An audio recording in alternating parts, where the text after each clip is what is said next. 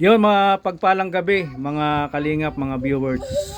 At yung sinasabi po na ano, no, liwanagin ko lang yung private ko raw yung or dinilit ko raw yung video na upload tungkol doon sa ah, niyayaw-yaw ano po ni Kapisot. Kaya ako po private yon dahil respeto po. Hindi po para guilty o ano. Respeto po 'yon doon sa tiyuhin na para wag nang ano po makaapekto ano dahil yun lang naman ang reklamo nyo. Pero kung papanoorin nyo po yung video, pumunta po kami doon para makatulong. Nag-offer po kami ng tulong kung anong ahensya ng gobyerno ang gusto nilang lapitan. At si Sir Mike nga po, kung papanoorin yung video ay talagang nag-o-offer ng tulong po ano para sa kaliwanagan doon sa mga nambas kay doon sa pamangkin niya. Kaya po nagkaroon ng anxiety. So kung papanoorin niyo po yung video ay hawak po namin yung mga nilatag niyang ebidensya na nirereklamo niya raw. Kami po ay willing pang tumulong.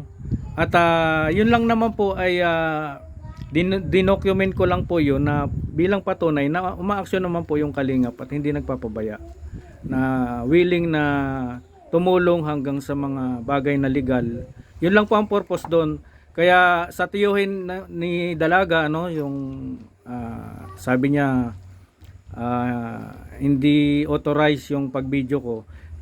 Hindi po intensyon na masama ng konti yung kanyang muka. Ang focus ko lang po doon sa likod nila Kuya Bal dahil wala nga pa akong nilagay na audio nila, yung mga salita nila wala pa akong nilagay.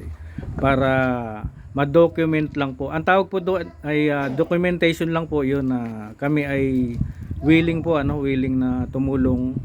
At in good faith naman po, yung maganda po yung hangarin namin doon. Kaya para na lang wala nang pag-usapan, inalis ko na po yung video para wala nang hindi na humaba ano po. At wala naman pa akong intensyon na makipag-rebuttal. Kaya yun po ang solusyon. Delete na lang po ano. Hindi po para guilty ano.